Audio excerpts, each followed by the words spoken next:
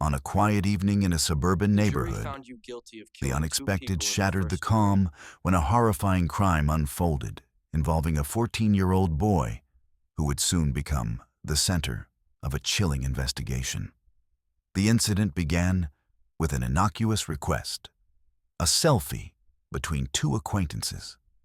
However, what seemed like a simple, everyday interaction quickly escalated into a brutal murder that left the community and law enforcement reeling in disbelief. The neighborhood, known for its peaceful streets and close-knit families, was stunned when news broke of the deadly event. Residents, who had grown accustomed to the safety and predictability of their surroundings, found themselves grappling with the reality that such violence could erupt so suddenly and without warning. Law enforcement officers arrived at the scene to find a situation far grimmer than anyone had anticipated, setting off an investigation that would uncover unsettling details about the crime and the young perpetrator behind it. Before we continue, make sure to like and subscribe to never miss a new video. And tell me, where are you watching this video from? I love seeing all different people come together for these stories. The victim, whose identity was initially withheld to protect the privacy of the family, had been approached moments before the murder with a request that now seemed hauntingly innocent: a selfie. This brief interaction, captured through the lens of modern technology, became a critical piece of the puzzle for investigators trying to make sense of the violent act. The request for the selfie was not just a casual social gesture, but the final interaction between two young individuals, one of whom would soon commit an unthinkable act against the other. Authorities described the perpetrator as a 14-year-old boy, a detail that added layers of complexity to the case. The age of the suspect raised immediate questions about juvenile crime, the capacity for understanding consequences at such a young age, and how the justice system would handle such a grave offense committed by a minor. The initial shock was compounded by the nature of the crime: a deliberate killing following a seemingly harmless exchange, which challenged the community's perceptions of safety and youth behavior. As the investigation unfolded, law enforcement officials detailed the timeline leading up to the murder. The moment the selfie was requested marked a turning point, an interaction that at first appeared routine, but soon spiraled into violence. The precise motives and triggers behind the boy's actions remained unclear in the early stages, leaving investigators to piece together the events from witness testimonies, digital evidence, and forensic analysis. The community's reaction was immediate and visceral. Parents expressed deep concern for their children's safety, schools implemented heightened security measures, and local leaders called for calm while urging cooperation with the investigation. Public vigils were organized to honor the victim, bringing together residents in shared grief and a determination to support the family during their unimaginable loss. The incident struck a chord far beyond the confines of the neighborhood, capturing media attention and sparking conversations nationwide about youth violence and the vulnerabilities of modern social interactions. In the days following the crime, the boy at the center of the case was taken into custody, his arrest sending ripples through the community. Neighbors who had once viewed him as just another teenager were forced to reconcile the image of a young boy with the reality of the accusation against him. Friends and acquaintances struggled to understand what had led to the fatal outcome of a moment that began with a simple request for a selfie. Law enforcement maintained a careful balance between transparency and the need to protect sensitive information, mindful of the suspect's age and the impact on all families involved. Investigators worked tirelessly to secure evidence, including digital communications, surveillance footage, and physical proof from the crime scene. Each piece of information added to the growing picture of a murder that was as calculated as it was tragic, underscoring the gravity of the offense and the challenges inherent in prosecuting juvenile offenders. The initial reports revealed that the murder was not a spontaneous act of violence, but one that followed the brief interaction initiated by the selfie request. This detail suggested a level of premeditation that unsettled many, as it contradicted assumptions that such crimes committed by youths might be impulsive or accidental. The calculated nature of the act raised difficult questions about motive, intent, and the psychological state of the boy at the time of the crime. Family members of the victim were left devastated, their grief compounded by the surreal circumstances of losing a loved one to someone so young. Their sorrow was shared by the wider community, which rallied around them in an outpouring of support and solidarity. The tragedy prompted local authorities and social organizations to reflect on the broader implications of the crime, including the role of social media, peer pressure, and the warning signs that might have been missed in the perpetrator's behavior before the fatal encounter. As the investigation moved forward, law enforcement officials emphasized the importance of community cooperation in uncovering the truth. They appealed for anyone with information about the night of the murder or the interactions between the two boys to come forward. The case became a focal point for discussions about youth safety, the responsibilities of parents and schools, and the urgent need for resources to address mental health and conflict resolution among adolescents. The murder, initiated by a request for a selfie, was a stark reminder of how quickly ordinary moments can turn tragic. It exposed vulnerabilities in the social fabric and challenged assumptions about childhood innocence and the nature of adolescent interactions. For the community, the incident was a painful awakening to the realities of violence among youth, compelling a re-examination of prevention strategies and support systems designed to protect young people from harm, both from others and within themselves. Throughout the early days of the investigation, law enforcement worked meticulously to document the crime scene and gather forensic evidence. Digital footprints left by the perpetrator played a crucial role in corroborating witness accounts and establishing a timeline. The selfie itself, or images sent around the time of the crime, became a piece of evidentiary material that helped investigators understand the sequence of events leading up to the murder. The youth's demeanor during and after the crime added another layer of complexity to the case. Witnesses and officials noted a disturbing calmness in the boy's behavior, which contrasted sharply with the violence of his actions. This dissonance prompted psychological evaluations and expert analyses to determine whether the perpetrator fully comprehended the consequences of his actions or if other factors influenced his conduct. As the community grappled with the shock and sorrow of the event, schools and youth organizations took steps to address the emotional fallout. Counselors were made available to students, and forums on violence prevention were organized to foster dialogue among young people about the dangers of impulsivity and the importance of seeking help in times of conflict.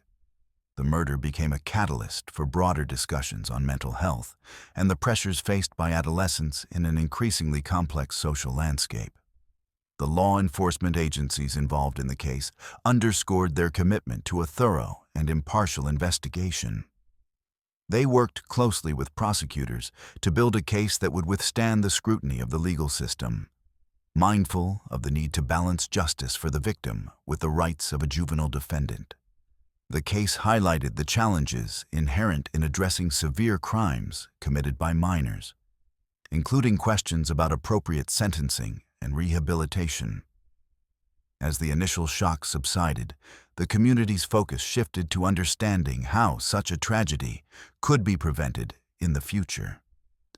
Parents, educators, and policymakers began to examine the factors that might contribute to youth violence, including access to weapons, exposure to harmful influences, and the role of digital communication in escalating conflicts. The murder, ignited by the simple act of asking for a selfie, became a symbol of the urgent need for vigilance, empathy, and support in protecting young lives. In the days that followed, media coverage of the case intensified, bringing national attention to the story of a quiet neighborhood forever changed by a violent act committed by one of its own children.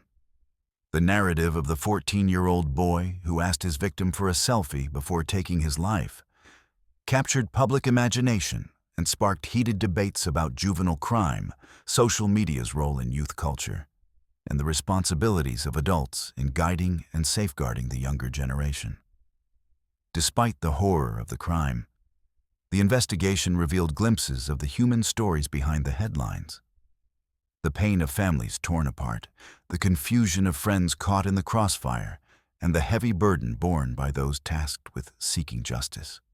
The community's response was a testament to resilience and the enduring hope that even in the darkest moments, there could be a commitment to healing and understanding. As law enforcement continued to piece together the events of that fateful night, the neighborhood held its breath, waiting for answers and the next chapter in a story that had begun with a seemingly innocent request but ended in tragedy. The ripple effects of the murder would soon extend beyond the immediate community, forcing a reckoning with the broader societal issues illuminated by this devastating act. In the wake of the shocking murder, investigators sought to unravel the complex relationship between the 14-year-old perpetrator and his victim, aiming to understand how a seemingly innocent interaction could lead to such a tragic outcome.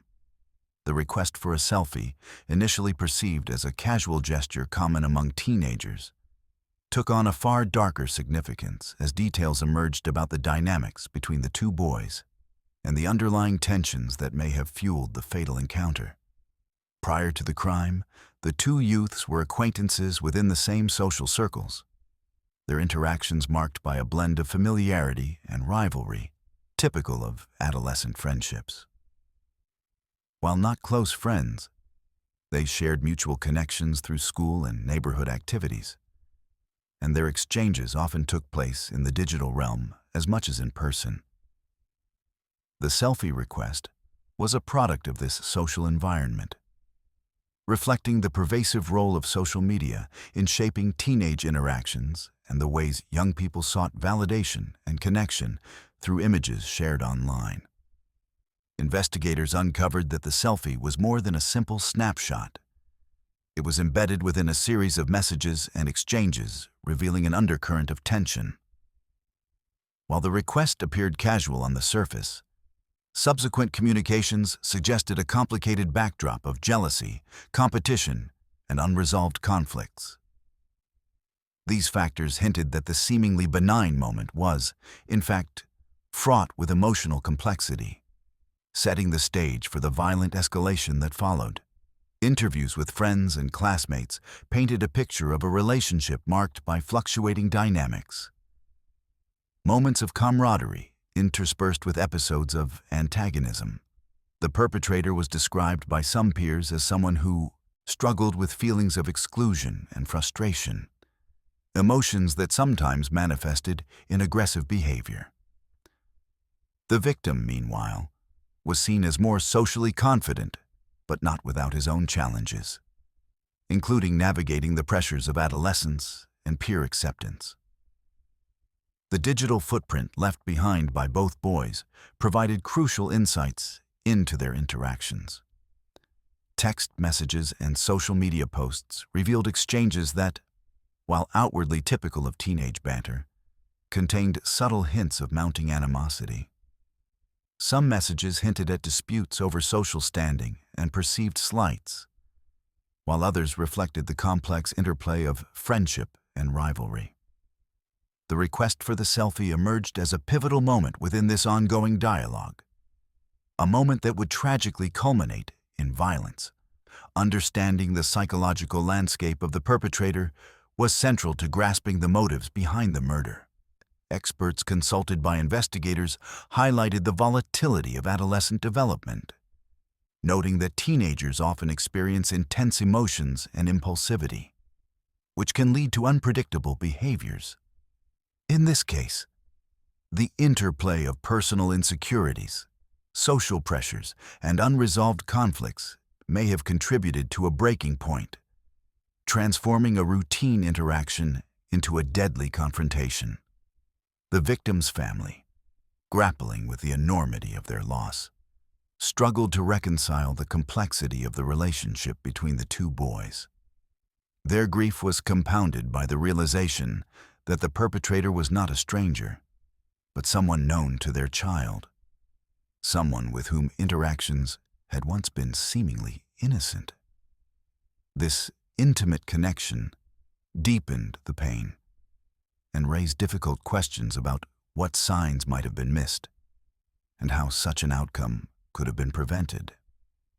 Community members echoed these concerns, reflecting on the challenges of recognizing and addressing the subtle signs of trouble among youth. The incident underscored the importance of attentive parenting, open communication, and proactive engagement with young people's social lives, both offline and online. The blurred lines between friendship and rivalry, trust and suspicion, highlighted the complexities of adolescent relationships and the need for greater awareness and support. School officials, responding to the revelations about the boys' interactions, undertook reviews of their policies and practices regarding conflict resolution and student well-being. Counselors reported that both individuals had shown signs of distress prior to the incident, though the severity and implications were not fully understood at the time. This recognition prompted efforts to enhance mental health resources and peer mediation programs, aiming to equip students with tools to manage conflicts before they escalate. The role of social media in the relationship between the perpetrator and victim was a focal point of the investigation. The platforms through which the boys communicated served as both a bridge and a battleground, facilitating connection but also amplifying misunderstandings and tensions. The public nature of online interactions added pressure and scrutiny, heightening emotions and complicating the social dynamics at play. Experts emphasized that while technology offers opportunities for positive engagement, it also requires careful guidance and boundaries to prevent harm. Amidst the examination of their relationship, the perpetrator's family faced their own turmoil. Friends and relatives grappled with disbelief and sorrow, torn between support for a young boy accused of a heinous crime and the reality of the consequences he now faced. They sought answers about what had driven him to such an act, reflecting on his upbringing, social environment, and emotional state. Their struggle highlighted the broader societal challenge of addressing youth violence compassionately while upholding accountability. The investigation revealed that the selfie request was not merely a spontaneous act, but part of a calculated engagement. Some witnesses suggested that the perpetrator used the request as a means to draw the victim closer, a tactic that underscored premeditation and a disturbing detachment from the gravity of the forthcoming act. This revelation challenged initial assumptions that the murder was impulsive, instead pointing to a planned and deliberate decision. Law enforcement officials emphasized the importance of contextualizing the relationship in understanding the crime. The interplay of familiarity and conflict, trust and betrayal, created a volatile mix that culminated in tragedy. The case illustrated how adolescent relationships, while often complex and fraught, can sometimes spiral into violence when underlying issues go unaddressed or escalate unchecked. Psychologists involved in the case noted that the perpetrator's behavior fit patterns observed in youth who experience difficulties with emotional regulation and social integration. Feelings of rejection, humiliation, or rivalry can trigger intense responses, especially in environments lacking sufficient support or intervention. The investigation sought to determine whether the boy had previously exhibited warning signs or sought help, information critical to preventing similar incidents in the future. The victim's social circle mourned the loss while grappling with the unsettling knowledge of the underlying tensions that had preceded the murder. Friends recalled moments of joy and normalcy alongside signs of conflict, painting a nuanced portrait of their interactions. Their testimonies provided invaluable perspectives, shedding light on the gradual deterioration of the relationship and the complexities that lay beneath the surface. Community leaders and youth advocates seized upon the revelations about the boys' relationship to advocate for increased resources aimed at conflict prevention and emotional support for young people. They called for programs that foster healthy communication, empathy, and resilience, emphasizing that understanding the dynamics of adolescent relationships is key to mitigating risks of violence. The tragedy served as a sobering reminder of the stakes involved in nurturing safe and supportive environments for youth. Schools implemented workshops and discussions designed to help students recognize and navigate interpersonal challenges. These initiatives aim to empower young people with strategies for managing disagreements constructively and seeking assistance when needed. The hope was to create a culture of openness and support that could interrupt cycles of conflict before they escalated. As more details emerged, it became clear that the relationship between the perpetrator and victim was emblematic of broader issues facing adolescents today. The blending of digital and real-world interactions, the pressures of social belonging, and the emotional turbulence of youth created a volatile context in which misunderstandings and grievances could fester dangerously. This understanding informed efforts to address the root causes of youth violence through education, mental health support, and community engagement. The insights gained from exploring their relationship also informed the legal proceedings to come. Prosecutors prepared to present evidence that the murder was not a random act, but the culmination of a fraught and conflicted relationship, underscored by the deliberate use of the selfie request to set the stage. Defense attorneys, meanwhile, examined the psychological factors and developmental context to argue for consideration of the perpetrator's youth and potential for rehabilitation. Throughout this phase of the investigation, the families of both boys faced profound challenges. The victim's family sought solace in understanding the complexities of their child's final interactions, while the perpetrator's family grappled with the implications of the relationship's breakdown and the path that had led to tragedy. Both families, bound by grief and confusion, underscored the human cost of the violence and the urgent need for healing and prevention. In the end, the exploration of the prior relationship between the 14-year-old boy and his victim revealed a tangled web of social dynamics, emotional struggles, and digital interactions that transformed a simple selfie request into the prelude to a fatal act. This deeper understanding not only shaped the course of the investigation, but also illuminated the intricate and sometimes perilous nature of adolescent relationships in the modern age. The day of the murder unfolded with a deceptive normalcy that belied the violence soon to erupt. The 14-year-old perpetrator's request for a selfie was a calculated move, a seemingly innocent gesture that masked the grim intentions lurking beneath. Witnesses later recounted the moments leading up to the crime, painting a picture of a sudden and brutal shift from casual interaction to deadly confrontation. On that afternoon, the victim received the message asking for a selfie. It was a routine enough request, one that many teenagers exchange countless times daily without incident. The victim, unsuspecting and perhaps eager to maintain social appearances, agreed. The two arranged to meet at a familiar location in the neighborhood, a spot often frequented by local youths for hanging out after school. What should have been a brief, light-hearted encounter became the stage for a horrific act. As the victim approached, the perpetrator greeted him with a calm demeanor that did little to betray the violence about to unfold. Neighbors who later described the scene recalled seeing the two boys together, seemingly engaged in a friendly exchange. But behind closed doors, the atmosphere shifted. The perpetrator took the victim's phone, ostensibly to capture the selfie. but instead used the moment to initiate the attack. The assault was swift and brutal. Forensic evidence and witness testimonies revealed that the perpetrator struck with force and precision, leaving the victim little chance to defend himself. The element of surprise was critical. The victim's trust, built upon the social norm of sharing selfies, became a fatal vulnerability. The violence was not a spontaneous outburst, but a deliberate act, executed with chilling calculation.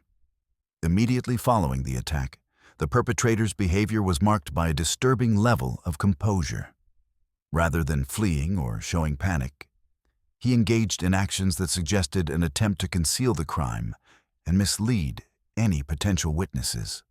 Surveillance footage from nearby homes captured him disposing of the victim's phone in a secluded area, a move that would later prove significant in the investigation. Neighbors reported hearing no cries for help or signs of struggle, a detail that perplexed investigators and underscored the quiet brutality of the act. The perpetrator's ability to carry out the murder without attracting attention highlighted a level of coldness and control that alarmed both law enforcement and the community.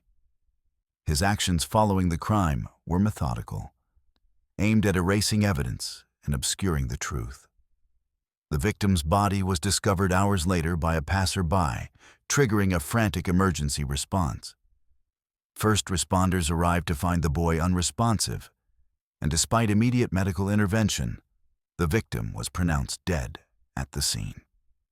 The initial shock rippled through the neighborhood, as families grappled with the reality of a violent death occurring so close to home. Investigators quickly focused on the perpetrator as the primary suspect, piecing together his movements through digital tracking and eyewitness accounts. The discovery of the victim's discarded phone in a nearby park provided crucial evidence, linking the suspect to the scene and confirming suspicions about his involvement. Forensic analysis of the phone's data revealed the timeline of events and communications that led up to the murder, reinforcing the narrative of premeditation.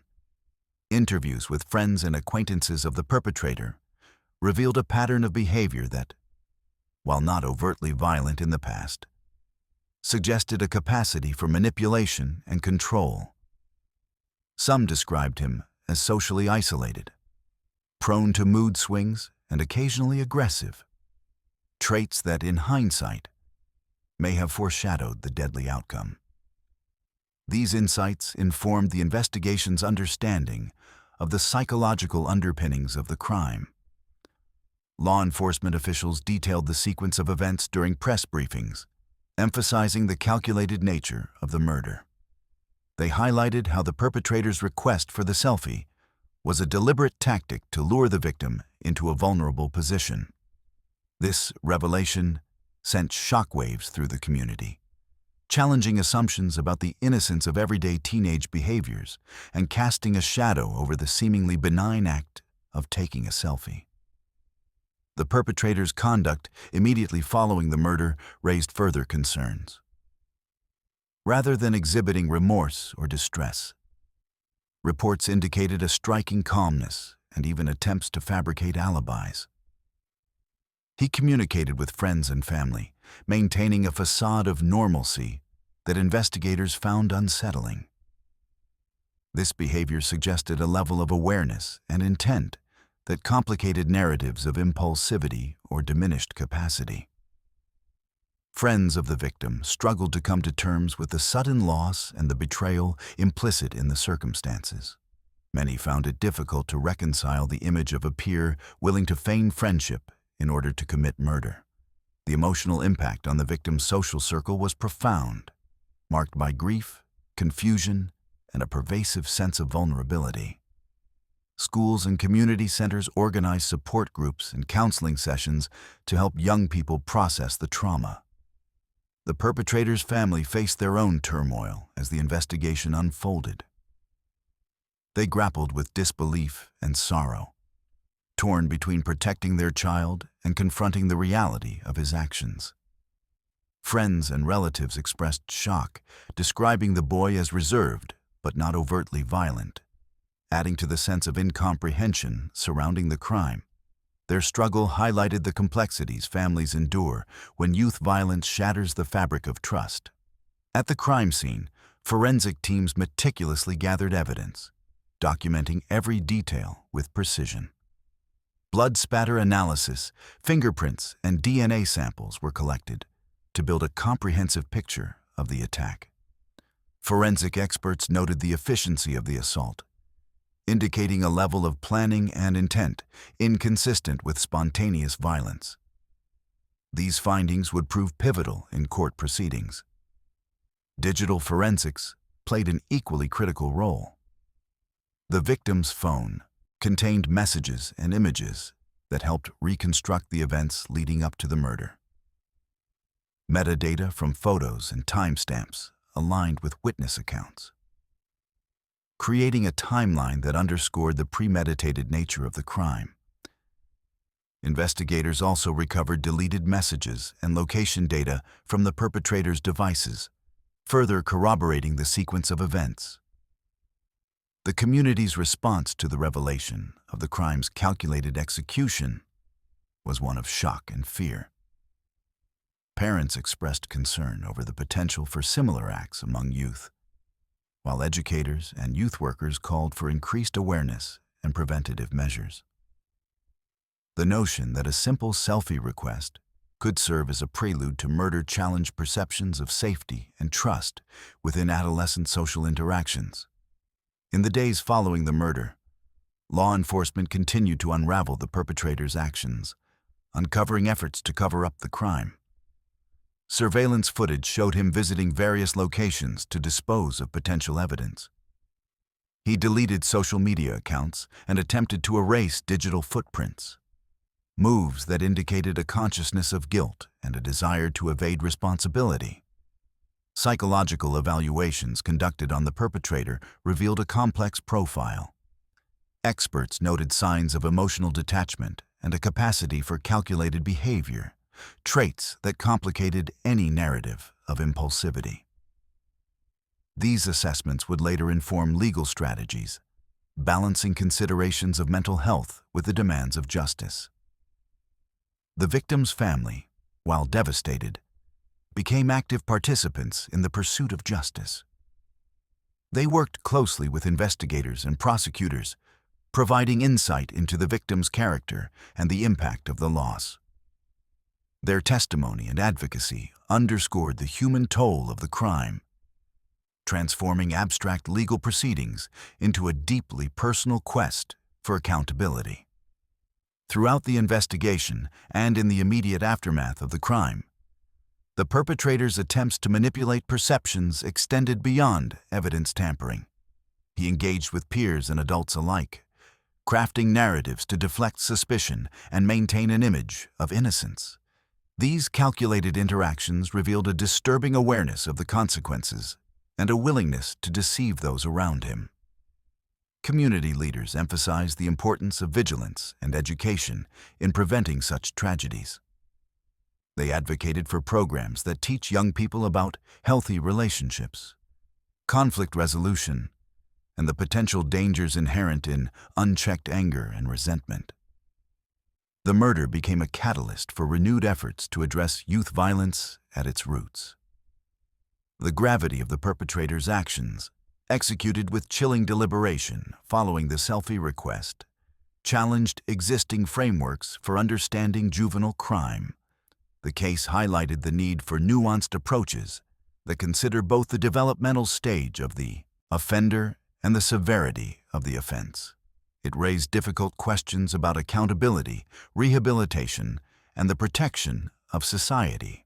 As law enforcement prepared to move forward with charges, the details of the crime's execution remained central to the narrative.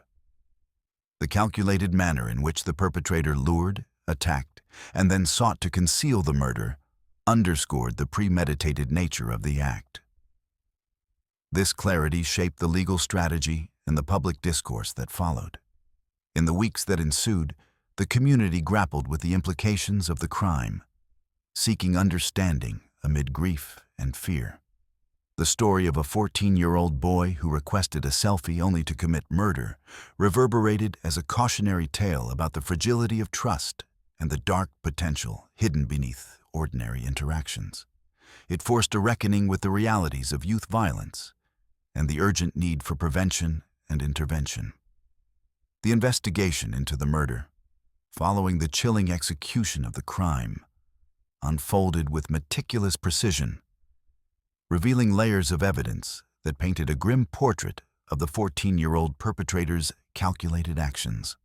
Law enforcement agencies employed a comprehensive approach that combined traditional detective work with cutting-edge forensic technology, digital forensics, and witness testimonies to piece together the sequence of events and build a compelling case.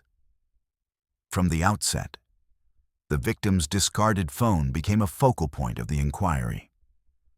Recovered from a nearby park where the perpetrator had attempted to conceal it, the device held a trove of digital information crucial to understanding the crime.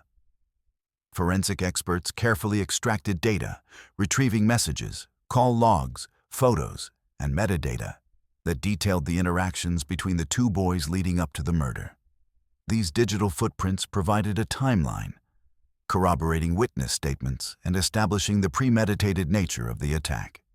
Investigators traced the perpetrator's movements through surveillance footage obtained from residential security cameras and local businesses. The footage captured him arriving at the meeting point, engaging briefly with the victim, and then moving purposefully to dispose of the phone and other potential evidence. These visuals contradicted any claim of impulsivity, highlighting deliberate steps taken to orchestrate the crime and obscure its aftermath. Physical evidence collected at the crime scene further reinforced the narrative. Forensic teams conducted a thorough examination, recovering fingerprints, blood spatter patterns, and trace materials that linked the perpetrator directly to the victim and the location of the attack. The blood evidence revealed the ferocity of the assault and the struggle that ensued, while fingerprints confirmed the perpetrator's presence on items used during the crime. Digital forensics extended beyond the victim's phone, encompassing analysis of the perpetrator's devices. Specialists recovered deleted messages and location data that placed him at the scene during critical moments. Attempts to erase digital trails were only partially successful, as advanced recovery techniques unearthed communications that exposed the planning and intent behind the murder. These findings were instrumental in dismantling any narrative of accidental or impulsive violence. Witness testimonies added a human dimension to the investigation. Friends, neighbors, and acquaintances provided accounts of the perpetrator's behavior before and after the crime. Some described changes in his demeanor, noting increased agitation and withdrawal in the days leading up to the murder. Others recalled his calmness and calculated actions following the incident, including efforts to establish alibis and mislead authorities. These statements helped construct a psychological profile that informed both the investigation and subsequent legal proceedings. The community's cooperation proved vital in uncovering key details. Individuals came forward with information about suspicious activities and conversations, some prompted by appeals from law enforcement. This collective effort enriched the evidence pool, enabling investigators to corroborate timelines and motives. The shared commitment of residents underscored the communal impact of the crime and the desire for justice. Throughout the inquiry, law enforcement faced the delicate challenge of balancing transparency with the protection of juvenile rights. Given the perpetrator's age, authorities were cautious in releasing information that could influence public opinion or prejudice judicial processes. Nonetheless, periodic updates ensured the community remained informed and engaged, fostering trust and collaboration. Psychological experts were brought in to analyze the perpetrator's behavior and mental state. Their evaluations, informed by evidence gathered during the investigation, explored the extent to which factors such as emotional development impulse control, and environmental influences contributed to the crime.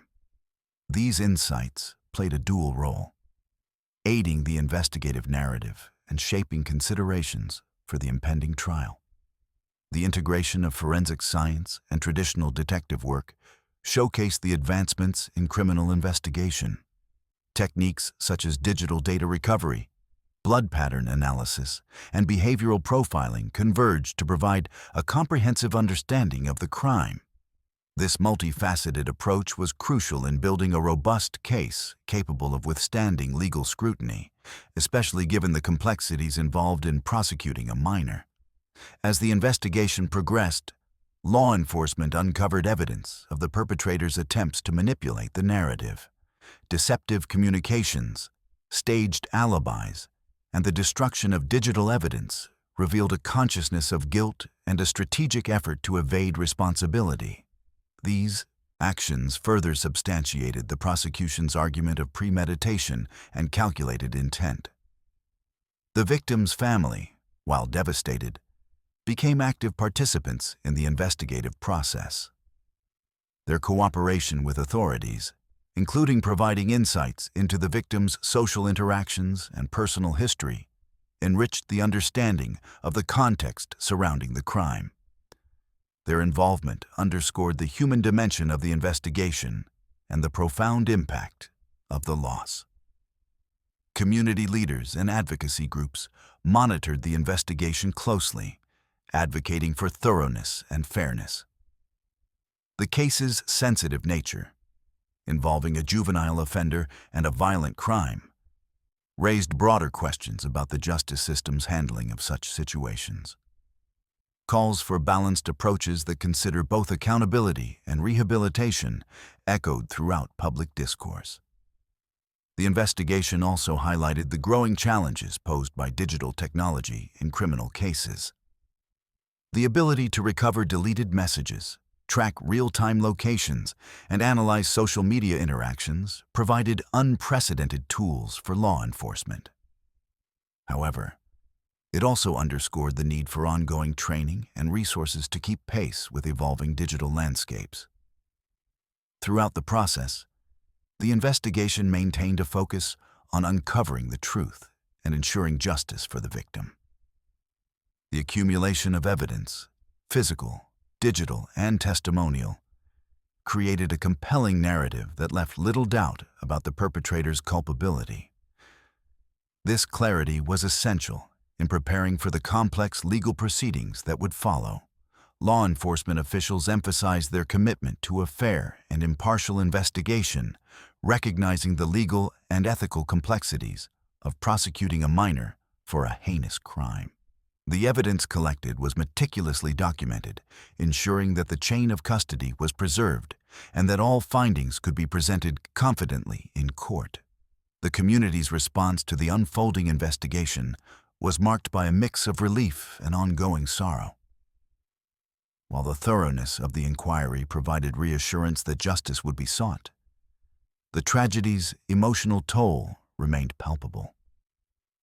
Schools, religious institutions, and local organizations continued to offer support services, acknowledging the broader psychological impact on residents. As the case moved closer to trial, the investigation's findings formed the backbone of the prosecution's strategy. The detailed evidence of planning, execution, and subsequent concealment painted a picture of a calculated crime, challenging any defense based on impulsivity or diminished responsibility. This foundation was critical in framing the legal arguments and guiding judicial considerations. The investigation also sparked conversations about preventive measures and early intervention. Authorities and community leaders reflected on the signs that preceded the crime and the mechanisms that might have averted the tragedy. These discussions emphasized the importance of mental health resources, conflict resolution education, and vigilant community engagement in addressing youth violence. In sum, the investigation into the murder of the young victim was a testament to the power of modern forensic science, diligent detective work, and community collaboration. Each piece of evidence, from a deleted text message to a fingerprint on a discarded phone, contributed to unraveling the calculated and tragic events that had unfolded. The case stood as a stark reminder of the complexities inherent in juvenile crime and the imperative of pursuing truth with rigor and compassion. The murder sent shockwaves through the community, leaving a profound and lasting impact on friends, families, and neighbors who struggled to comprehend the tragedy that had unfolded in their midst. As details of the crime became public, the collective grief was palpable, with the victim's family bearing the heaviest burden of loss and heartache. Their sorrow was mirrored by a community grappling with disbelief, anger, and a desperate need to find meaning amid the devastation. In the days following the discovery of the victim's body, the neighborhood was engulfed in an atmosphere of mourning. Vigils were organized in local parks and community centers, drawing hundreds who came to honor the young life cut short. Candles flickered in the evening breeze, photographs and flowers adorned makeshift memorials, and prayers were offered in silent solidarity. These gatherings became a space for shared grief, a testament to the deep bonds forged within the community and the collective pain inflicted by the loss. The victim's family, thrust into an unimaginable ordeal, faced the daunting task of navigating their grief under the glare of public attention. They were forced to confront not only the sudden absence of their loved one, but also the complexities of mourning a child whose death was the result of a violent act inflicted by someone so young. Their pain was compounded by the intimate connection between victim and perpetrator, a detail that added layers of betrayal and confusion to their sorrow. Friends and classmates of the victim faced their own struggles, caught between disbelief and sorrow. Many described the victim as vibrant and kind, someone who had dreams and aspirations abruptly extinguished. School counselors and mental health professionals were mobilized to provide support, recognizing the widespread trauma experienced by students who had shared classrooms, hallways, and social spaces with the victim. The ripple effects of the tragedy extended far beyond the immediate family, touching every corner of the youth community. Community leaders and local officials responded swiftly, offering condolences and committing resources to aid healing. Town halls and forums were convened, providing platforms for residents to express their grief and voice concerns about safety and prevention. These gatherings underscored the communal need to process the event collectively, transforming sorrow into a catalyst for dialogue and action. The emotional toll on the victim's family was profound and multifaceted. Parents struggled with the unbearable loss of their child, compounded by the public scrutiny that accompanied high-profile cases. Siblings and extended family members grappled with feelings of helplessness and anger, trying to reconcile the reality of the crime with their memories and love for the victim. The family's journey through grief was marked by moments of profound vulnerability and resilience, as they sought to find ways to honor their child's memory. In response to the tragedy, local schools implemented increased security measures and expanded counseling services. Educators recognized the need to create safe environments where students could express their fears and receive support. Workshops on conflict resolution, emotional intelligence, and peer mediation were introduced, aiming to equip young people with tools to navigate complex social dynamics and prevent future violence. The community's response extended to grassroots initiatives as well. Volunteers organized support groups, fundraising efforts, and awareness campaigns focused on youth mental health and violence prevention. These endeavors reflected a collective determination to transform grief into positive change, ensuring that the victim's death would not be in vain. The establishment of scholarships and memorial funds in the victim's name symbolized a commitment to preserving their legacy through acts of kindness and opportunity. Media coverage of the case brought national attention amplifying the community's grief but also its calls for justice and reform. Interviews with family members, friends, and community advocates highlighted the human stories behind the headlines, emphasizing the need for empathy and understanding in the face of such tragedy. The widespread attention also sparked debates about juvenile crime, social media influence, and the responsibilities of adults in safeguarding youth. The victim's family became vocal advocates for change, channeling their grief into efforts to raise awareness about the warning signs of youth violence and the importance of mental health resources. Their courage in sharing their story provided comfort to others affected by similar losses and inspired discussions about prevention and intervention strategies. They worked closely with local organizations and policymakers, seeking to influence legislation and community programs aimed at protecting children. Community members expressed a mixture of sorrow and resolve. Parents reported heightened vigilance regarding their own children's social interactions, while youth workers emphasized the importance of open communication and early intervention. The tragedy served as a stark reminder of the vulnerabilities faced by adolescents and the critical role of supportive networks in mitigating risks. The impact on peers of both the victim and the perpetrator was profound. Friends found themselves navigating complicated emotions, grief, confusion, and sometimes fear, while grappling with the reality of losing someone to violence within their own age group.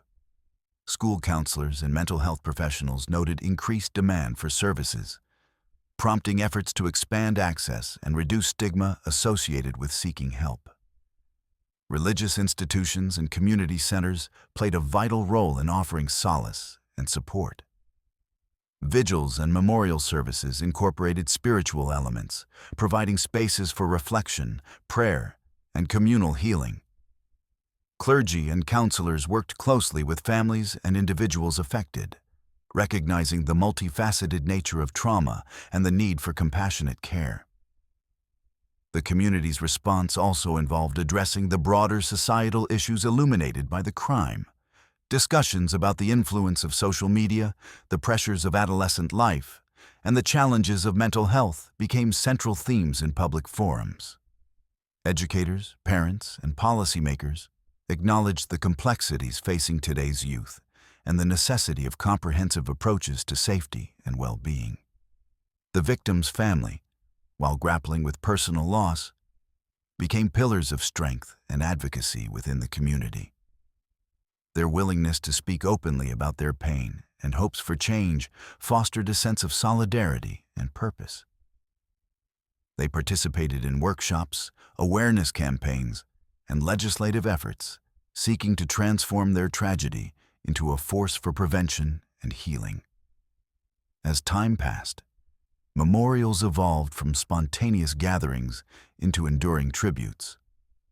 Scholarships in the victim's name supported students pursuing education in fields related to mental health and youth services. Community centers hosted events celebrating the victim's life and promoting messages of kindness and resilience. These ongoing efforts reflected a commitment to preserving memory while fostering hope. The collective mourning also prompted reflection on the adequacy of resources available to youth struggling with emotional and social challenges. Calls for increased funding for counseling, mentorship programs, and violence prevention initiatives gained momentum. Community leaders emphasized the importance of a proactive and holistic approach to youth development. Amid the grief, stories of kindness and solidarity emerged. Neighbors supported the victim's family with meals, childcare, and companionship. Schools held moments of silence and dedicated assemblies to honor the victim's memory. These acts of community care underscored the strength derived from unity in the face of tragedy. The profound impact of the murder rippled beyond the immediate community, resonating with families and organizations nationwide. Advocacy groups cited the case as emblematic of the urgent need to address youth violence comprehensively. The victim's story became a catalyst for broader conversations about prevention, justice, and healing. In the months following the crime, the community remained vigilant, committed to ensuring that such a tragedy would not be repeated. The victim's family continued to engage with local leaders and organizations, advocating for sustained attention to the issues highlighted by the murder. Their resilience and dedication served as a beacon of hope amid ongoing sorrow. The community's journey through grief was marked by moments of darkness and light, despair and determination. While the loss was irrevocable, the collective response demonstrated the power of empathy, solidarity, and action. The victim's memory endured not only in mourning, but in the ongoing efforts to build safer, more supportive environments for all children. Through vigils, memorials, advocacy, and education, the community sought to honor the victim's life by fostering understanding and preventing future violence. Their shared experience became a poignant reminder of the fragility of youth and the profound responsibility borne by families, educators, and society at large. The tragedy, while devastating, ignited a commitment to healing and hope that would shape the community's future. The trial of the 14-year-old accused of murdering his peer began amid intense public scrutiny and emotional weight, drawing national attention to the complex and contentious issue of juvenile justice. The courtroom became a stage where legal arguments unfolded with precision, reflecting the profound challenges inherent in trying a minor for a crime of such severity. Prosecutors and defense attorneys engaged in a battle not only over facts, but over the fundamental questions of intent, maturity, and culpability. From the outset, the prosecution painted a portrait of premeditation and cold calculation. They presented evidence gathered during the investigation, digital messages, surveillance footage, forensic reports, that underscored the deliberate nature of the crime.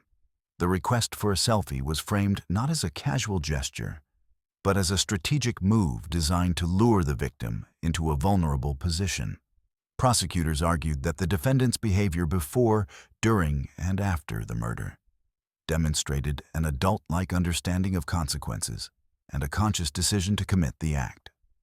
Witnesses called to the stand included law enforcement officers who detailed the investigation's findings, forensic experts who explained the physical evidence, and psychologists who testified about the defendant's mental state and capacity for premeditation.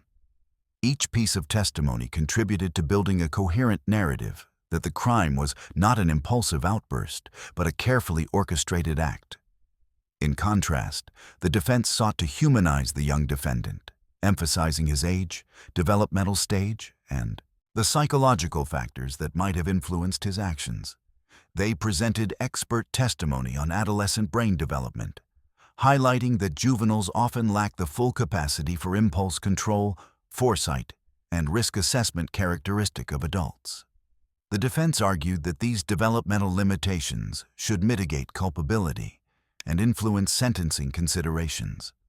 Psychologists and child development specialists testified about the defendant's emotional and cognitive maturity, discussing how teenagers process information and make decisions differently from adults. They noted that while the defendant's actions were serious, his youth necessitated an approach focused on rehabilitation rather than purely punitive measures. The defense portrayed the defendant as a troubled child, caught in circumstances beyond his capacity to fully comprehend.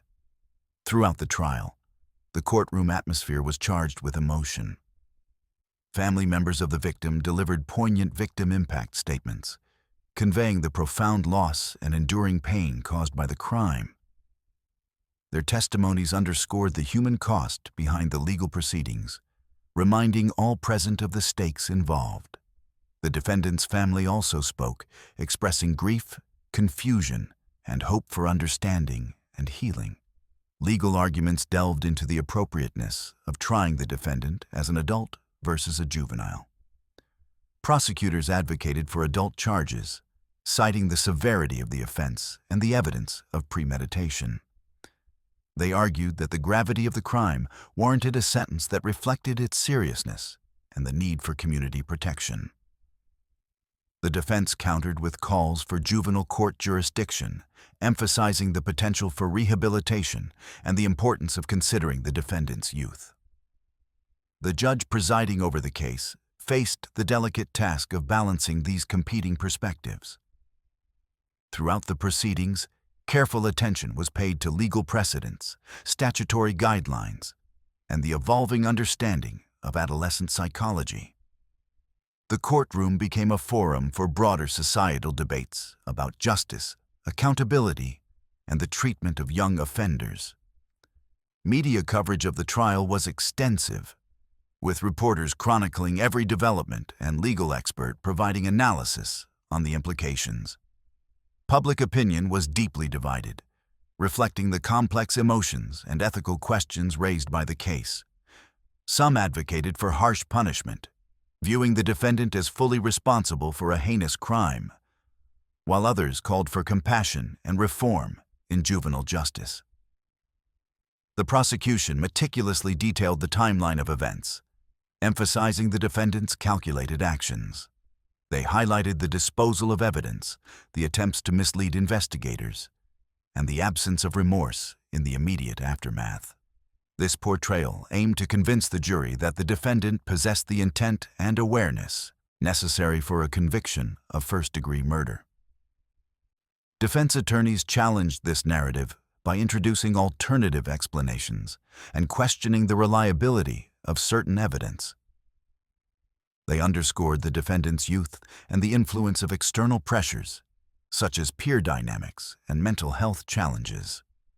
The defense sought to create reasonable doubt about the defendant's capacity for premeditation, advocating for a verdict that acknowledged his potential for change. Throughout the trial, expert witnesses engaged in nuanced discussions about the adolescent brain's development of moral reasoning, impulse control, and understanding of consequences. These testimonies illuminated the scientific complexities behind juvenile behavior, influencing both legal strategy and public discourse. The trial became a case study in the intersection of law, psychology, and ethics. Jury members were tasked with navigating these complexities, weighing the evidence against the backdrop of the defendant's age and psychological evaluations. Their deliberations were informed not only by the facts, but by the broader questions of justice and the role of rehabilitation in the legal system. The weight of their decision resonated far beyond the courtroom walls. The trial also spotlighted systemic issues within the juvenile justice system, including the adequacy of mental health services, the challenges of balancing punishment and rehabilitation, and the societal responsibilities toward at-risk youth. Legal advocates and policymakers closely monitored the proceedings, recognizing the case's potential to influence future legislation and judicial approaches. Victim advocates played a prominent role throughout the trial, ensuring that the voices of those affected were heard and respected. They emphasized the need for justice that honors the victim's memory, while also considering the broader implications for community safety and healing. Their involvement highlighted the delicate balance between empathy for victims and the rights of defendants. As the trial progressed, emotional testimonies from both families underscored the profound human tragedy at the heart of the case. The victim's family recounted the loss of a bright, promising young life, while the defendant's family shared their struggle to understand and support a child accused of a terrible crime. These narratives enriched the courtroom proceedings with depth and humanity. The defense team introduced evidence of the defendant's background, including any history of trauma, behavioral challenges, or environmental factors that may have shaped his actions. This context aimed to provide the jury with a fuller understanding of the defendant's circumstances and the potential for rehabilitation given appropriate support. Prosecutors countered by emphasizing personal responsibility and the need to protect the community from violent offenders. They argued that the defendant's actions demonstrated a level of intent and awareness incompatible with leniency. The tension between these positions reflected broader societal debates about juvenile justice. Throughout the proceedings, the judge maintained strict control over the courtroom, ensuring that the trial remained focused and fair. Legal motions and evidentiary challenges were carefully considered, reflecting the high stakes and complexity of the case. The judge's rulings shaped the course of the trial and the presentation of evidence. The trial captivated public attention, sparking discussions in schools, homes, and media outlets about youth violence, accountability, and the capacity for change. Educators and mental health professionals used the case as a teaching moment, fostering conversations about empathy, conflict resolution, and the importance of early intervention. As closing arguments approached, both sides summarized their positions with conviction. The prosecution reiterated the evidence of premeditation and the necessity of holding the defendant fully accountable.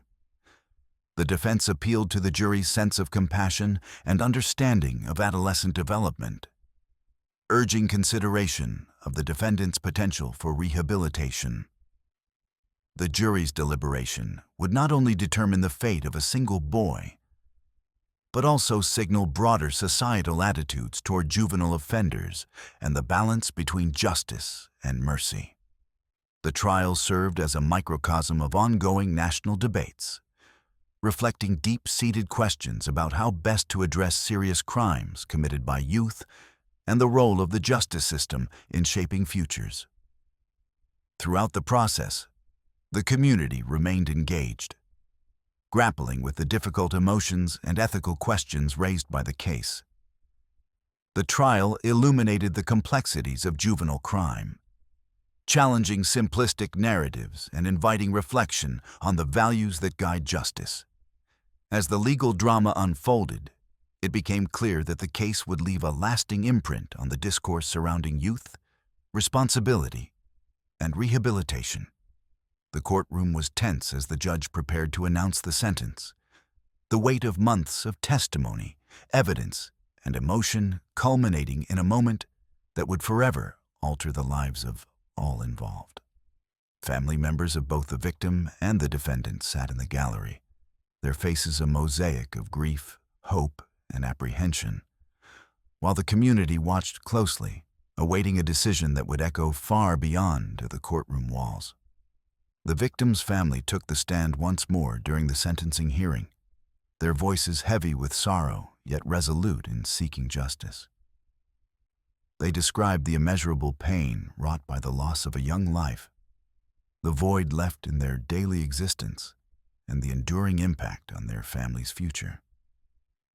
Their testimonies were heartfelt pleas for accountability, underscoring the profound human cost behind the legal proceedings. Tears flowed freely as they recounted memories of the victim's hopes, dreams, and the stolen promise of a life cut tragically short. Opposite them, the defendant's family expressed a complex mix of emotions: grief for the fractured future, sorrow for the pain endured by the victim's family, and a plea for understanding. Their statements revealed the profound struggle of reconciling love for their child with the gravity of his actions. They spoke of hopes for rehabilitation and the possibility of redemption, emphasizing the defendant's youth and potential for growth despite the severity of the crime. The defendant himself was given the opportunity to address the court. His demeanor was subdued, reflecting a mixture of remorse, confusion, and the heavy burden of his circumstances. In a quiet, measured voice, he expressed regret for the pain caused, acknowledging the irreversible consequences of his actions. His words, though brief, conveyed the complex emotions of a young person facing the full weight of adult accountability. The courtroom listened intently, grappling with the tension between punishment and the hope for rehabilitation. The judge, in delivering the sentence, acknowledged the multifaceted nature of the case. He spoke of the necessity to balance justice for the victim and community safety, with recognition of the defendant's youth and capacity for change. The judge emphasized that the sentence reflected both the seriousness of the crime and the belief in the potential for rehabilitation inherent in juvenile offenders. His remarks underscored the delicate equilibrium sought throughout the legal process. Ultimately, the judge imposed a 70-year prison sentence, a decision that sent ripples through the courtroom and beyond. The sentence was framed as a life term with a possibility of parole after several decades, reflecting both the gravity of the offense and the defendant's age. The lengthy term was intended to serve as a deterrent and a means to protect society, while also allowing for eventual consideration of rehabilitation and reintegration. Reactions within the courtroom were immediate and intense. The victim's family expressed a measure of relief, viewing the sentence as a measure of justice and acknowledgement of their loss. Their statements following the verdict conveyed a mixture of sorrow and the hope that the ruling would bring some semblance of closure. Yet, their grief remained palpable, a reminder of the enduring impact of the crime. Conversely, some observers and advocates voiced concerns about the severity of the sentence for a juvenile offender.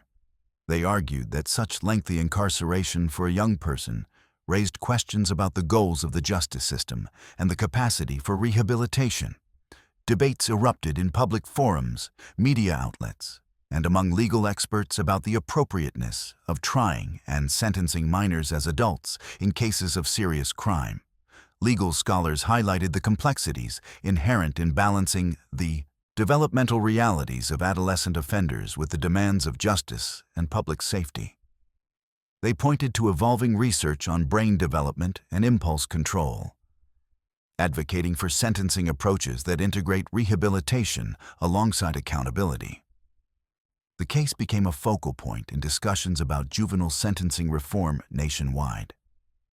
The courtroom drama also brought to light the emotional toll endured by all parties. Families on both sides faced the profound challenge of moving forward amid the shadow of tragedy.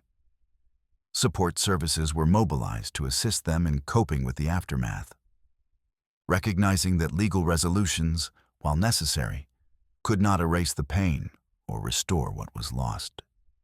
Throughout the sentencing process, the media coverage remained intense, with reporters capturing the raw emotions and complex narratives that defined the case.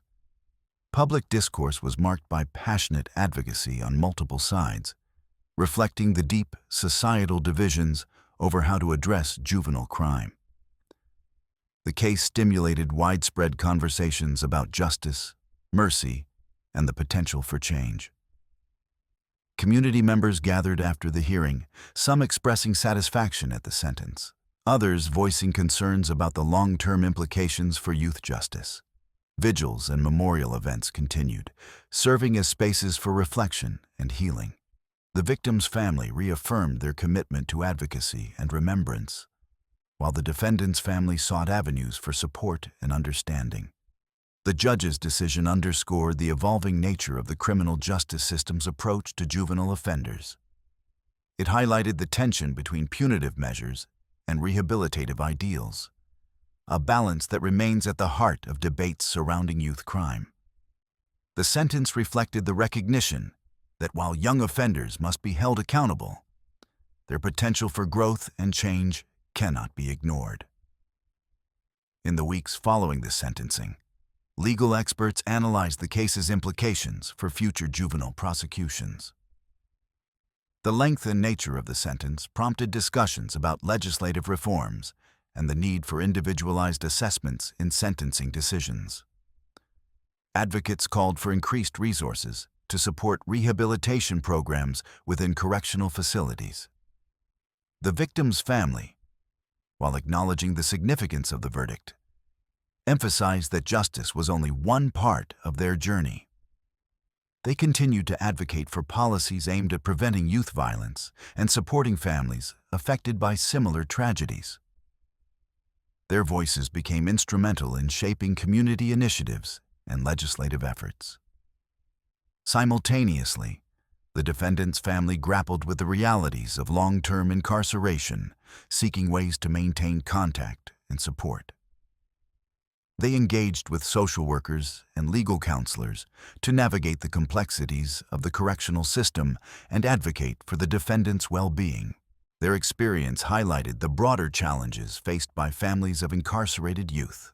The sentence also prompted reflection within the community about the root causes of youth violence and the importance of early intervention. Schools, social services, and local organizations renewed efforts to address mental health, conflict resolution, and social support systems. The case served as a catalyst for renewed commitment to prevention and education. Throughout this period, the tension between retribution and rehabilitation remained a central theme. The case exemplified the difficulties in crafting responses that honor victims, protect communities, and acknowledge the developmental realities of young offenders. It underscored the ongoing need for nuanced, compassionate approaches to juvenile justice. The courtroom's final moments during sentencing marked not just an end to a legal process, but the beginning of a long and complex chapter for all involved. The sentence carried the weight of justice, loss, hope, and the enduring questions about how society should respond to violent acts committed by its youth. As the community absorbed the verdict, the dialogue about justice, mercy, and healing continued to unfold. The sentencing of the 14-year-old boy to a 70-year prison term ignited a national debate that transcended the specifics of the case, thrusting the complexities of juvenile justice into the spotlight. Legal experts, policymakers, advocacy groups, and the public grappled with profound questions about how society should balance accountability, punishment, and rehabilitation for young offenders who commit serious crimes. The case became emblematic of broader tensions surrounding juvenile sentencing laws and the evolving understanding of adolescent development. Central to the discourse was the appropriateness of long-term incarceration for minors. Critics argued that sentencing a child to decades behind bars failed to recognize the unique developmental characteristics of adolescence, an age marked by ongoing brain maturation, heightened impulsivity, and evolving moral reasoning.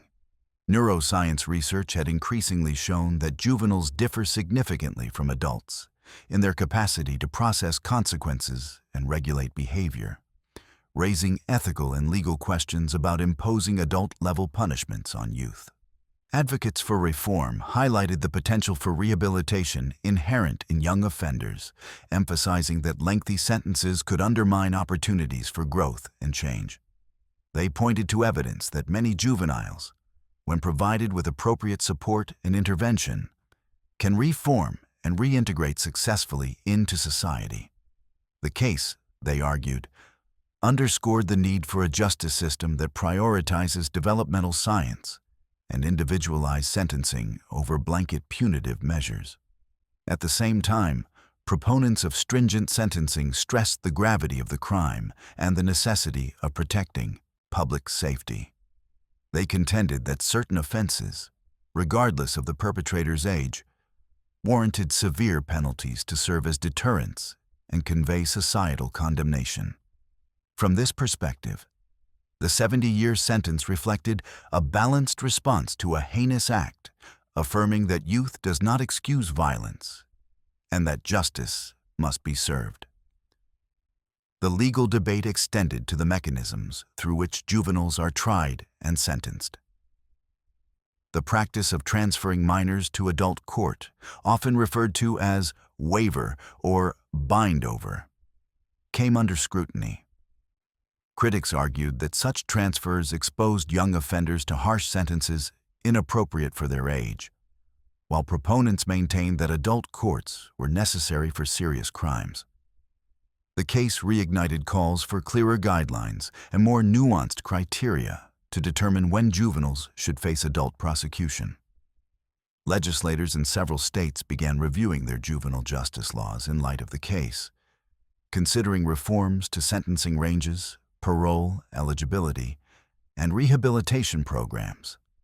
Some proposed measures aim to limit the use of life-equivalent sentences for minors, mandating periodic reviews to assess readiness for reintegration. The case served as a catalyst for policy discussions about balancing justice, public safety, and the developmental needs of youth offenders. Judicial opinions in the case also sparked dialogue about the role of discretion in sentencing. Judges were urged to weigh scientific insights alongside legal precedents, ensuring that sentences reflect both the seriousness of the crime and the potential for change inherent in youth. This approach called for individualized assessments rather than rigid sentencing structures, promoting fairness and proportionality. Mental health professionals and social workers contributed to the conversation by emphasizing the importance of addressing underlying factors that contribute to juvenile crime. They advocated for increased investment in early intervention, trauma-informed care, and community-based support systems designed to prevent escalation into violence. The case highlighted gaps in existing resources and the consequences of inadequate support for at-risk youth. Public opinion was deeply divided, reflecting the tensions inherent in balancing compassion and accountability. Some members of the community viewed the sentence as just and necessary, while others expressed concern that it neglected the potential for rehabilitation and redemption. Media coverage amplified these debates, often framing the case as a test of society's values and priorities. The case also prompted reflection on the broader social determinants of youth violence, including poverty, family instability, education disparities, and exposure to trauma. Advocates called for holistic approaches that address these root causes, arguing that prevention must be central to any effective juvenile justice strategy. The tragedy underscored the interconnectedness of social issues and the importance of community investment. Educational institutions responded by incorporating discussions about juvenile justice, ethics, and adolescent development into curricula and extracurricular activities.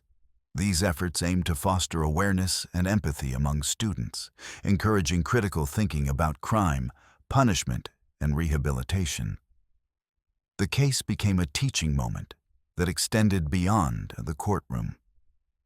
In legal circles, the case influenced training and continuing education for judges, prosecutors, and defense attorneys. Workshops on adolescent brain science, trauma-informed advocacy, and alternatives to incarceration were developed to equip legal professionals with the tools needed to navigate the complexities of juvenile cases effectively and compassionately. The victim's family participated in these broader conversations, advocating for justice that honors their loss while supporting reforms that prevent future tragedies. Their involvement lent a powerful voice to discussions about balancing accountability with compassion, emphasizing that healing and prevention are intertwined goals. At the same time, organizations dedicated to juvenile justice reform mobilized to capitalize on the heightened attention. They launched campaigns, policy initiatives, and community outreach programs aimed at reshaping perceptions and practices related to youth offenders. The case became a rallying point for efforts to create more equitable and effective justice systems. The case also illuminated the challenges of incarceration for juveniles, prompting scrutiny of correctional facilities' capacity to provide education, mental health care, and rehabilitative programming. Reports highlighted concerns about the conditions faced by incarcerated youth and the long-term effects of confinement during formative years. Advocates called for reforms to ensure that juvenile detention centers prioritize rehabilitation and humane treatment. In the political arena, the case influenced legislative agendas, with some lawmakers proposing bills to raise the age of juvenile jurisdiction, limit life sentences for minors, and expand alternatives to incarceration. These proposals reflected a growing consensus on the need for reform balanced with public safety considerations. The discourse surrounding the case extended internationally, with human rights organizations referencing it in critiques of the United States juvenile justice policies. The case became part of a global conversation about the rights of children in conflict with the law and the ethical imperatives of sentencing youth. Throughout these debates, the case served as a poignant reminder of the complexities inherent in juvenile justice. It challenged stakeholders to confront difficult questions about responsibility, punishment, mercy, and the possibility of change. The intersection of law, science, and society was brought into sharp relief, highlighting the need for informed and compassionate responses. As policy discussions evolved, the case continued to influence judicial decisions in related matters, shaping precedents and inspiring innovations in sentencing and rehabilitation. The legacy of the case extended beyond the individual tragedy, contributing to a broader movement toward justice systems that recognize the unique status of youth offenders. In communities across the nation, the case sparked renewed efforts to engage families, schools, and social services in collaborative approaches to youth development and violence prevention. The tragedy underscored the vital importance of early intervention and the collective responsibility to support vulnerable children. Ultimately, the case became a catalyst for ongoing dialogue and change, a touchstone in the evolving landscape of juvenile justice. It illuminated the tensions and possibilities inherent in balancing justice with compassion, challenging society to rethink how it holds young offenders accountable, while fostering their potential for rehabilitation and growth. Life inside the prison walls marked a stark and abrupt transition for the 14-year-old boy sentenced to 70 years for the murder he committed. The young offender faced the daunting reality of incarceration, a world removed from the familiarity of home, school, and family. A world that would profoundly shape his journey in the years to come. While the legal system grappled with questions of justice and rehabilitation, the boy now confronted the daily challenges of prison life and the complex emotional landscape that accompanied his confinement.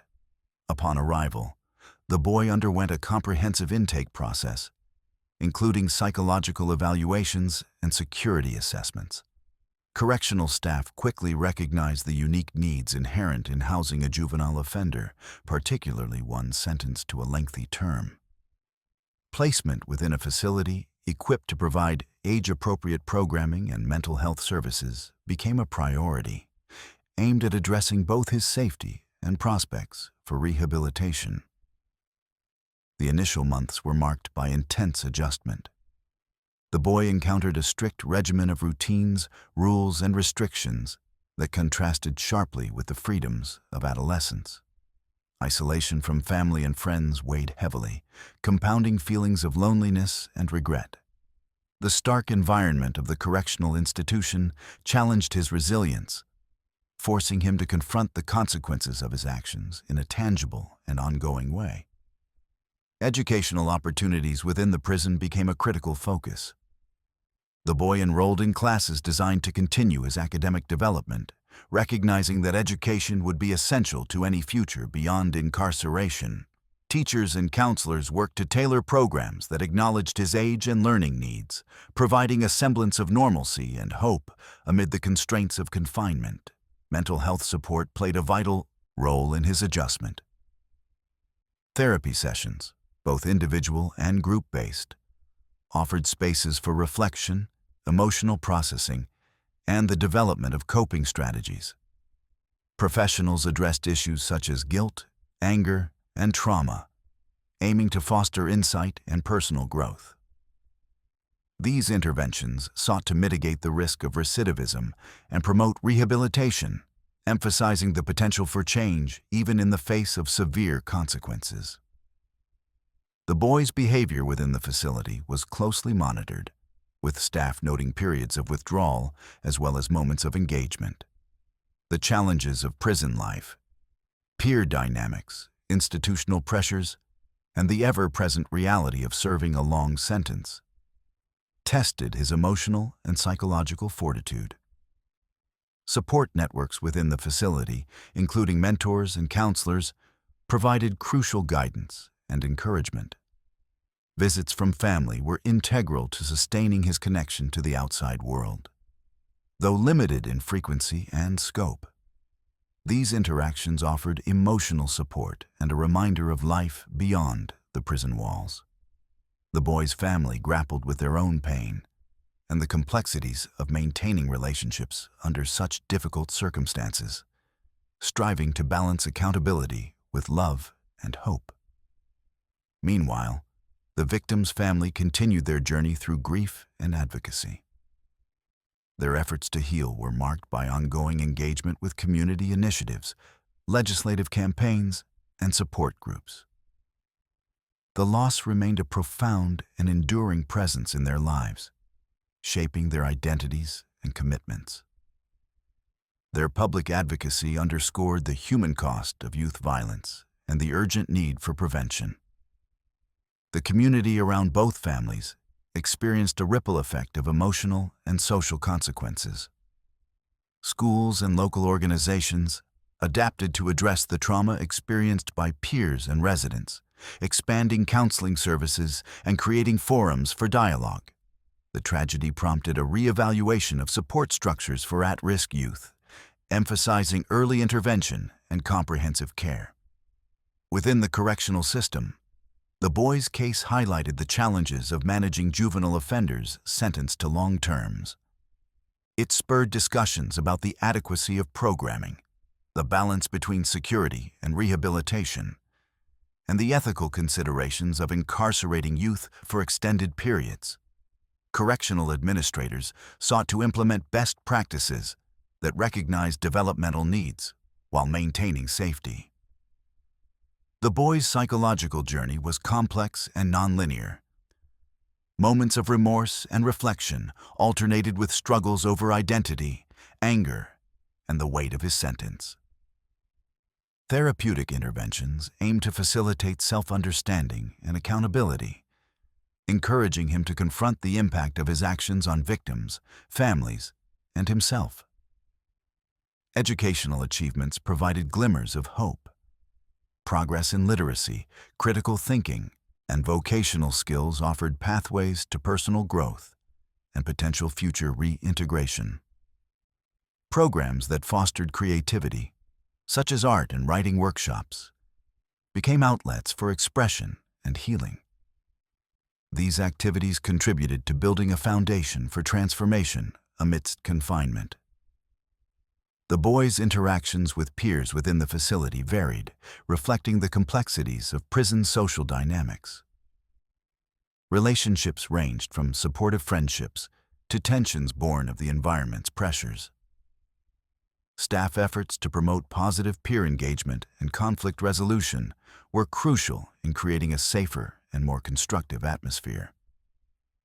As years passed, the boy confronted the realities of aging within prison. The passage of time brought both physical and emotional changes, reshaping his perspectives and priorities. Reflection on his youth, the crime, and the consequences deepened, influencing his attitudes toward responsibility and redemption.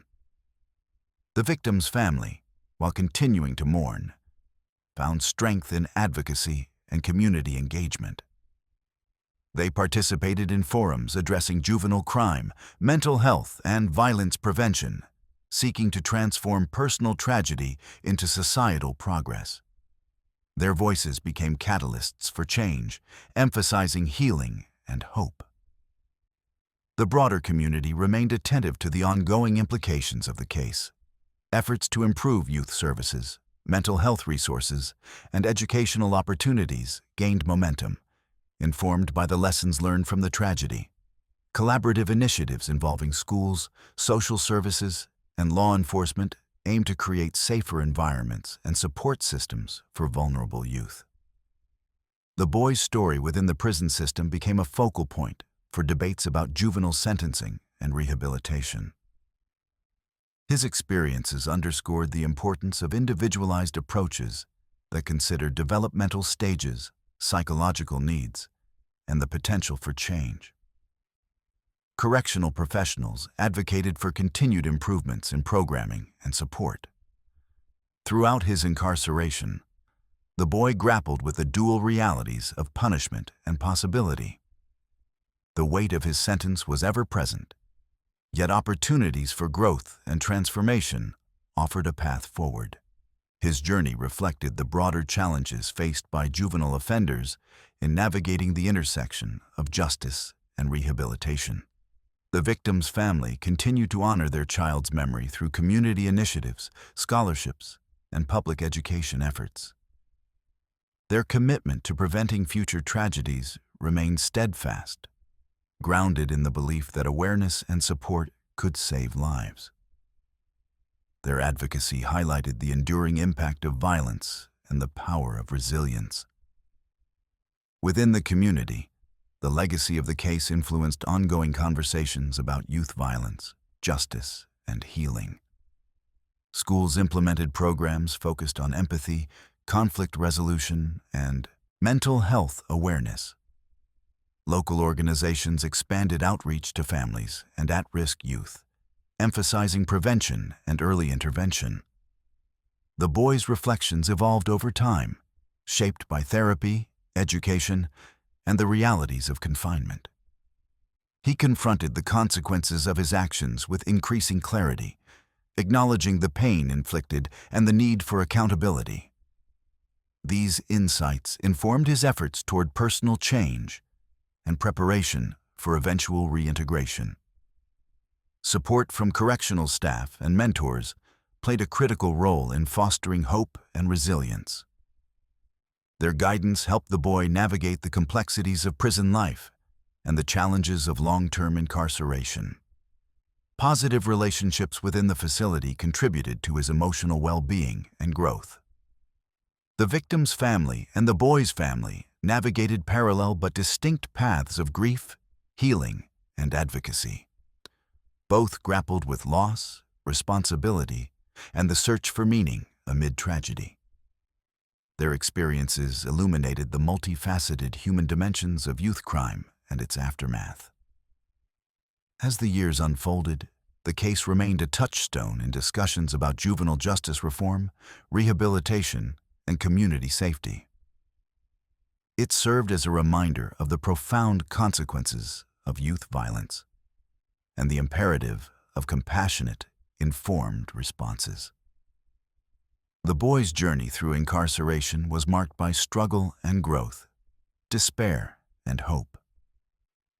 His story highlighted the complexities of balancing punishment with the potential for redemption, a balance central to the evolving landscape of juvenile justice. Through education, therapy, and support, he pursued a path toward understanding and change. His experiences underscored the necessity of comprehensive approaches that address the developmental, psychological, and social needs of young offenders. The victim's family continued to inspire change through advocacy and community engagement, transforming their loss into a catalyst for prevention and healing. Their voices resonated as a powerful testament to resilience and the enduring importance of justice tempered with compassion.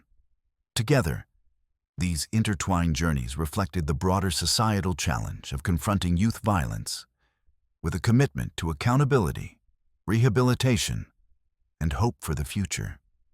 In the years that followed the sentencing, the story of the 14-year-old boy who took a life after asking for a selfie evolved beyond the confines of courtroom drama and prison walls, becoming a symbol of the ongoing dialogue surrounding youth violence, accountability, and the criminal justice system.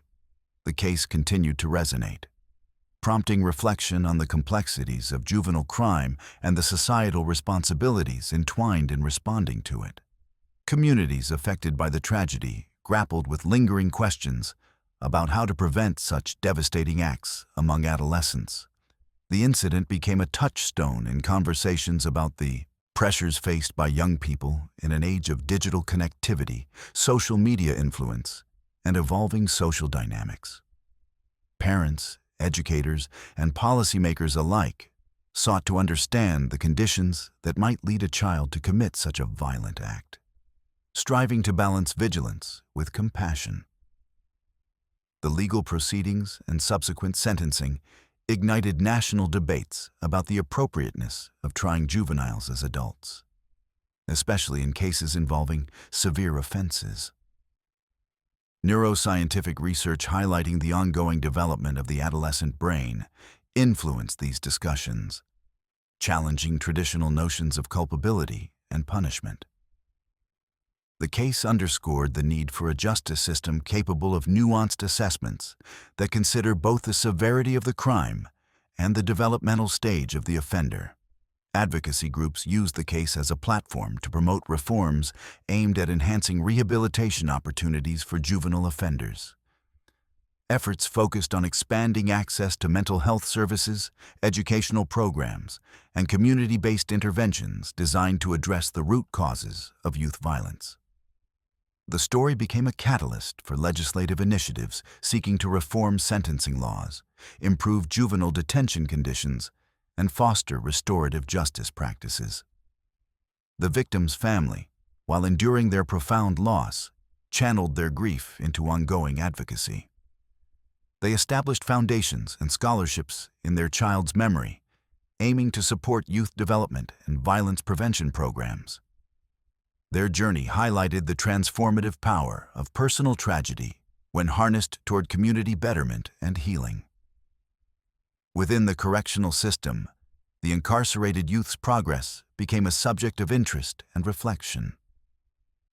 His pursuit of education and engagement with rehabilitative programs illustrated the potential for growth, even under harsh circumstances. His story contributed to broader conversations about the effectiveness of long-term incarceration for juveniles and the imperative of providing meaningful opportunities for change. Educational institutions incorporated lessons from the case into curricula and training, fostering awareness of adolescent development, conflict resolution, and the consequences of violence. Programs aimed at promoting empathy, critical thinking, and healthy communication among youth gained traction, reflecting a commitment to prevention through education. The community's collective response evolved into sustained efforts to address youth violence holistically. Collaborations between schools, social services, law enforcement, and mental health providers sought to create supportive environments that recognize warning signs and intervene early. The tragedy underscored the importance of multifaceted approaches that blend prevention, intervention, and accountability. Media coverage of the case remained sensitive and nuanced, emphasizing the human stories behind the headlines. Journalists and commentators highlighted the broader societal issues illuminated by the tragedy, contributing to informed public discourse. The narrative shifted from sensationalism to a deeper exploration of the challenges and responsibilities inherent in juvenile justice. Policymakers drew upon the case to inform debates on juvenile sentencing reform, balancing public safety concerns with emerging scientific insights. The dialogue emphasized proportionality, rehabilitation potential, and the social context surrounding youth crime. Legislative bodies in multiple states considered bills inspired by the case, reflecting a growing consensus on the need for change. Legal professionals engaged in ongoing education and training to better understand adolescent development and its implications for prosecution and defense. The case influenced best practices in juvenile court proceedings, promoting fairness and individualized consideration. It also spurred innovations in restorative justice models that prioritize healing for victims and accountability for offenders. The intersection of technology and youth behavior, highlighted by the initial selfie request that precipitated the crime, became a focal point for research and policy. Experts examined how digital communication shapes adolescent relationships, peer pressure, and conflict. efforts to educate young people about responsible social media use and digital citizenship grew in response. As time passed, the case remained a point of reference in academic studies exploring juvenile crime, brain science, and legal ethics.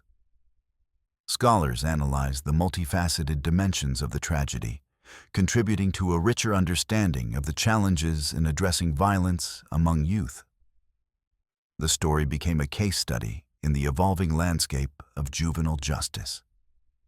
Community healing initiatives incorporated memorial events, workshops, and dialogue sessions that honored the victim's memory while fostering resilience. These efforts recognized the long-term effects of trauma and the importance of collective support. The ongoing commitment to healing reflected the community's determination to learn from the tragedy. Families affected by the case, including both the victims and the defendants, navigated the intertwined paths of grief, accountability, and hope. Their experiences underscored the human complexity behind juvenile crime and the necessity of compassionate responses. Their narratives enriched public understanding and informed policy discussions. The legacy of the case extended to influence juvenile justice systems nationally, inspiring reforms that emphasize rehabilitation, mental health support, and restorative practices. It challenged jurisdictions to reevaluate sentencing policies and invest in programs that address the developmental needs of young offenders. In the broader societal context, the case contributed to shifting attitudes toward youth violence and criminal responsibility. It fostered greater empathy for the vulnerabilities and potential of adolescents, advocating for justice systems that balance accountability with opportunities for change. The dialogue spurred by the case helped shape a more informed and compassionate approach to juvenile crime. Ultimately, the story of the boy who requested a selfie before committing murder became more than a tragic headline. It evolved into a catalyst for critical reflection, reform, and hope.